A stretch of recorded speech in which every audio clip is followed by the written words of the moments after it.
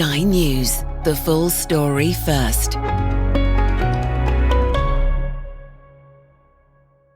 Coming up, there's been a dramatic rise in protests across China. Ordinary people taking extraordinary risks to be heard. Our Asia correspondent Helen-Ann Smith has witnessed it firsthand, and she joins us next. When you think of China, you don't tend to think of dissent, such as the control that the Chinese Communist Party, or CCP, has on its nation. But recently, something shifted. Protests that were once rare are now happening with increasing regularity. Please, stop. Please, stop. Well, that was the moment our Asia correspondent Helen-Ann Smith was stopped from filming a group of striking workers in Shenzhen. As she and her team discovered, when protests do happen, the state responds swiftly. But new analysis suggests that, despite the risks, there's been a dramatic rise in domestic protest year on year. Most of them are economic in nature, but the frustration runs far deeper. So, what's driving this rise? How is Beijing dealing with it? And what does the risk taken by those protesters tell us about China today? Helen-Ann is back on the Daily. Helen-Ann, great to have you back on the podcast. Look, your travels take you pretty much the length and breadth of China. The latest was to a place called Shenzhen. What took you there? We essentially heard kind of via social media and via sources that there was this strike happening in a factory in Shenzhen. Let me tell you about Shenzhen. It's a city in the south of China. It's literally just across the border from Hong Kong. It is a centre for industry and manufacturing. It's very high tech. There's lots of glassy skyscrapers. It's a very modern, very expensive city, actually. But there are a lot of plants there with a lot of migrant workers who are working on these factory lines. And thus, it has been a bit of a centre for sort of economic worker-related protests, just by virtue of the fact there's a lot of businesses there and a lot of factories there. So we got this whiff of the fact this protest was going on, this strike that had been going on for a couple of days, which is unusual in China. So we hurried down there, and it was in this sort of industrial corner, not really in the center of the city, not where all the glassy skyscrapers were. We turned up early in the morning, and it was, quite something to behold. What did you see when you got there? So we arrived very early because we knew that in the previous days, the striking workers had sort of essentially turned up to work at the start of the day, but not gone into the factory. But first we had to watch them from afar because, as always in China, things like protests are so sensitive. And as soon as the police see Western journalists, they'd be on us and it would be very difficult to operate. So we held back, we sat in the car, we watched them from afar, and we watched them come out in their sort of blue overalls, these kind of striking workers, and this big line of police kind of surrounding them. And there was just this real kind of atmosphere of tension, I think, in the air, I think is fair to describe. There was onlookers watching because, of course, it's a relatively unusual thing. And the protesters, they stood pretty quietly to start with, to be honest, as is, I think, quite commonly the way in Chinese protests. Because look, protesting in China is a very, very risky thing to do. If you scream and you shout and you make a nuisance, the police will clear you away. They'll arrest you straight away. But you could tell absolutely straight away just how, upset people were. Do we know why they were protesting in the first place? In this particular instance, essentially, they were striking because they said a bunch of the factories' production capacity is moved abroad to Vietnam, where costs are frankly cheaper than they are in China nowadays. And they were essentially saying that because of that, their hours had been reduced and their take-home pay was just frankly so low that they couldn't even pay rent. We had a woman we spoke to who was in tears, just saying, how can I possibly live on £200 a month in a city like this? I can't. And so it was moving, but tension in the air for sure. For people to take to the streets and protest in any part of the world, you make a decision to do so. To do so in China with the knowledge that the police will be there and be there quickly. I mean, it's a difficult decision for these individuals to have made in the first place, isn't it? I think that's a really important point when you talk about protest in China, because it does happen. But there is a risk. There's always a risk for people in China. The bar above which you might get arrested is unbelievably lower than what it would be in the Western world. If you're protesting about something a little bit more political or a little bit more serious, or you behave in a slightly less compliant way as part of your protest, you genuinely risk arrest and detention. You genuinely risk being surveilled by authorities for a undefined period of time going forward, months, perhaps years. You do risk your family getting harassed. You do risk, if it's very serious type of political protest, you risk your family losing their jobs. And so I think it always says something about how Desperate people see their situations to be. They really feel like they don't have many other options. But B, I think also just a reflection of how few other places they can go with their grievances. There is not trade unions. There's no advocacy groups anymore. There's no NGOs that used to be the conduit to some people's grievances of these things. A lot of that stuff has been shut down in Xi Jinping's China. So it is a really big statement to take to the streets. Were you able to get any closer to the actual protest? We had to plan it quite carefully. We got out of the car initially to try and talk to some people, and we did that around the corner because we knew, again, we had to, this is often the way in China, by the way, you have to speak to people quickly, away from the eyes of the authorities, because once they've seen you, it will be very difficult to speak to anyone. They won't allow you to do that. But we then made a decision, once we'd spoken to someone, we made a decision to get closer. We knew that once we'd done that, we would sort of break our cover. We went once, we were quickly hurried away, and we were then kind of joined by representatives from the local Ministry for Foreign Affairs. And we decided to go back one more time to get right up to the front line. But when we did that, the authorities made it pretty clear that they weren't having any of this. And very, very quickly, it was hands in the lenses. It was a lot of screaming, a lot of shouting. My cameraman was dragged away by a couple of police. The camera was wrenched out of his hand. There was a lot of what felt like quite threatening treatment. For a moment, it was quite frightening. We were forced, not physically forced, but sort of vocally forced into cars, and we were driven away, and we were taken to a kind of a holding area, if you like, where we were with the police and the local authorities for about 3 hours. As I said, when we were there, we weren't mistreated. We weren't physically harmed. It's important to say that. But I think the experience, the swiftness, the tone of the reaction, says something quite clear. Look, China sees this stuff as deeply sensitive, and it does not want its protest to be seen. The foreign journalists turning up is unbelievably alarming to them. But one thing I would just like to say as well, Niall, is that when the protesters saw us, they started cheering and chanting. And it was quite profound, really, because I think that says something quite poignant about the fact that people do actually want their voices to be heard. These are blue-collar workers in a country that is systematically told that foreign journalists are the enemy, and they were happy to see it. And I think that is quite telling. I suppose that also suggests that it is rare for your average citizen of China to be aware of protests taking place in and around the country. Yeah, that's absolutely right, because what happens is that, these protests do happen. People film them, people put them up on social media, but there is an army of censors in China that rip this stuff down from social media really, really quite quickly. It's really hard to document what's going on. You might have dozens, perhaps hundreds of protests around the country about the same issue, but they don't collaborate or coordinate with each other, because coordinating is seen as a much, much more politically difficult thing to do. People's communications are monitored. There's a lot of pre-censorship that happens. So either people self-censoring, or indeed certain words or certain pictures that are kind of pre-censored and barred, and you physically can't upload them. That happens. And then once things make it to the internet, the censors spend time taking them down, often really quite quickly. So for a lot of people in China, they really just might not know at all that this stuff is happening. And they might not know that there are people in the neighboring province who are facing a similar issue to what they are. It's difficult to kind of quantify exactly what people know and exactly what they don't know. Of course, information gets out. Of course, things are shared. But it is much more difficult to do that than it is in the West. Can we put numbers on just how widespread protest is in China?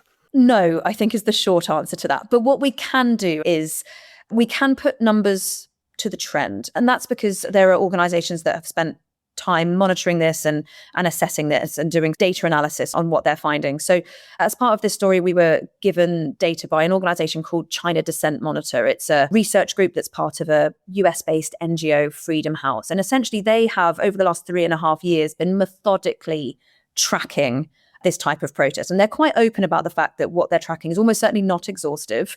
They can't find everything, but they are confident their methodology has been consistent enough over time that they can make fair assessments about changes. And what they're saying is that just what they've captured last year in 2025, we're talking about over 5,000 protests.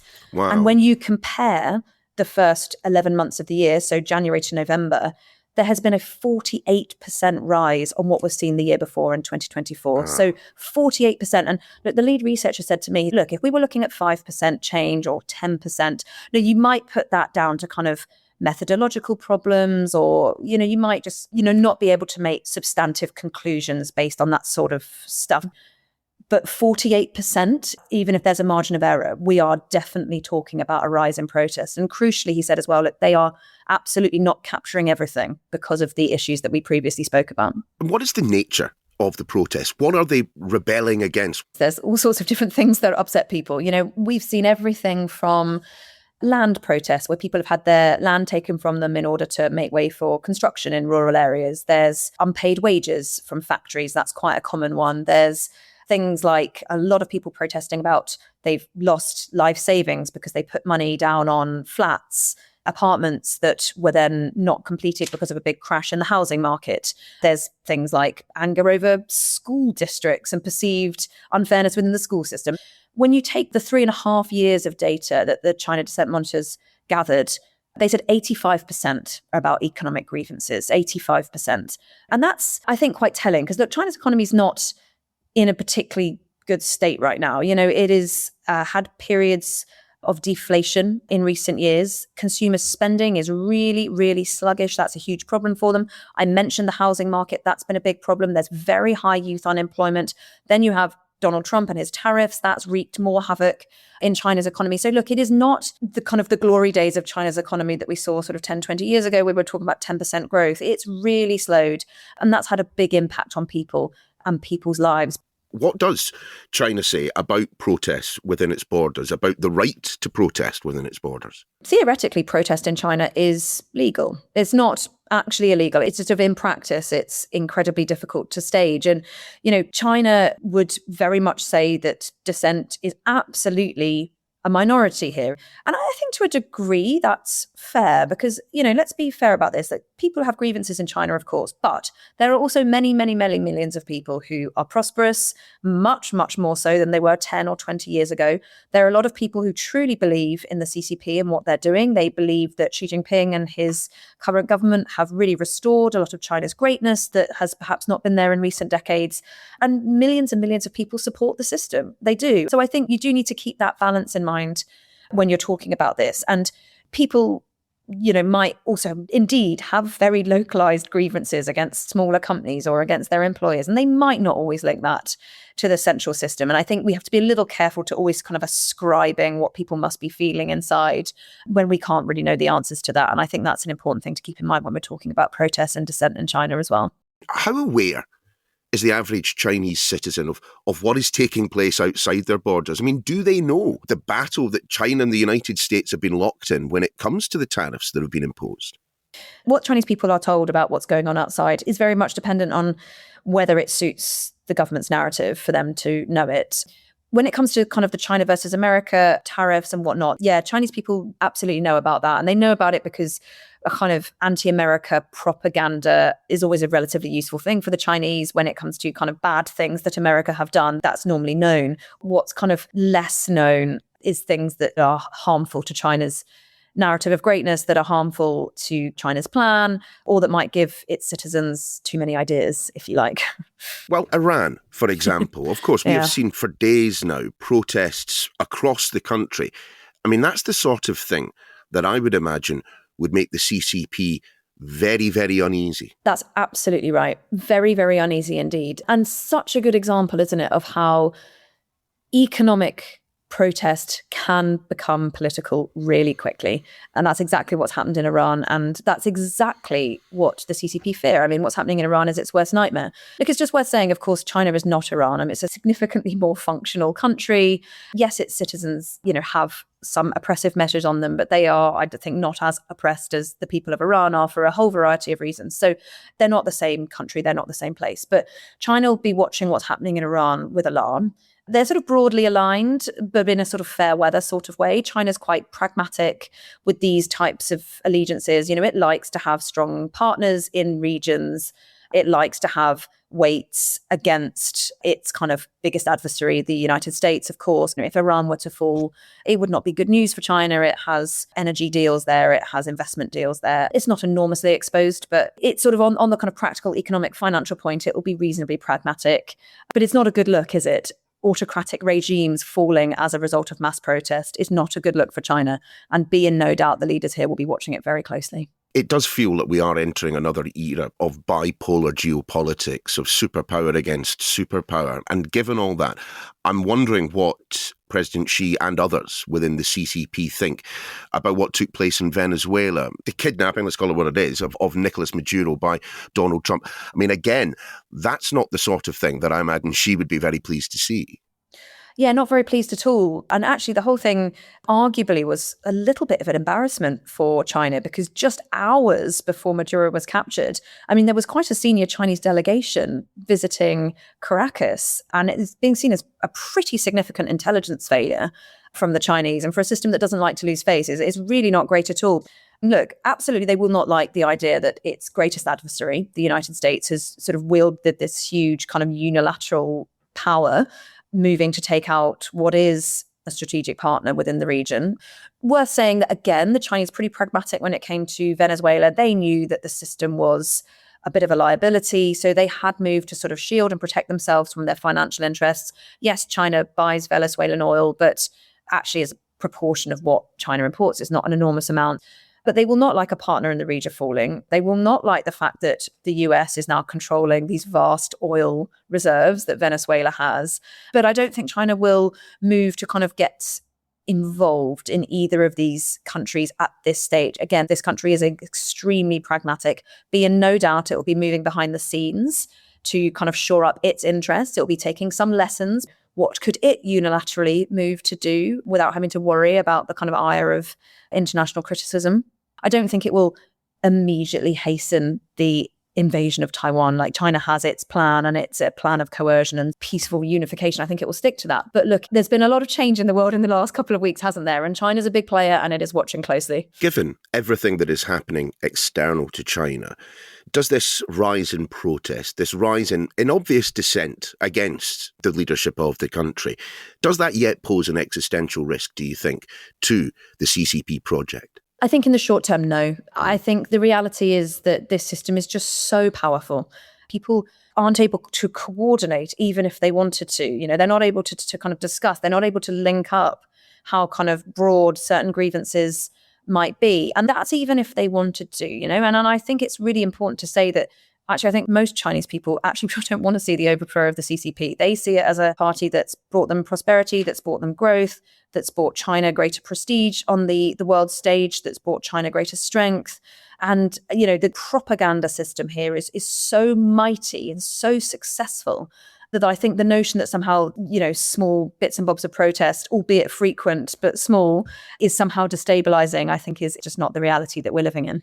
Strip away the politics, though, just for a second. And given China's long history of locking people up that it disagrees with, you've got to say anyone who takes to the streets of China in protest is a brave, brave individual indeed.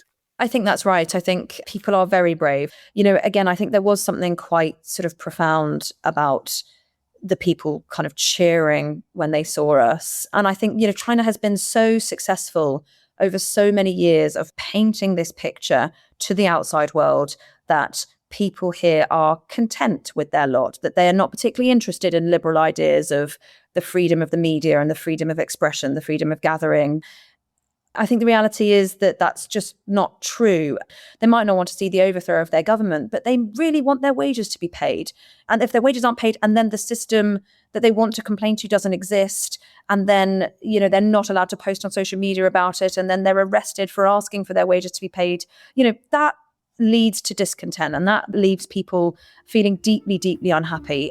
You know, you have to remember that there are many millions of people here that don't enjoy the same freedoms of expression and freedoms of protest that are enjoyed in other parts of the world. And I think that's important to keep those people at the heart of this type of discussion. Helen-Ann, many thanks. To see Helen-Ann's full reports, including the moment she and her team were escorted away, just head to the website skynews.com. Bye for now.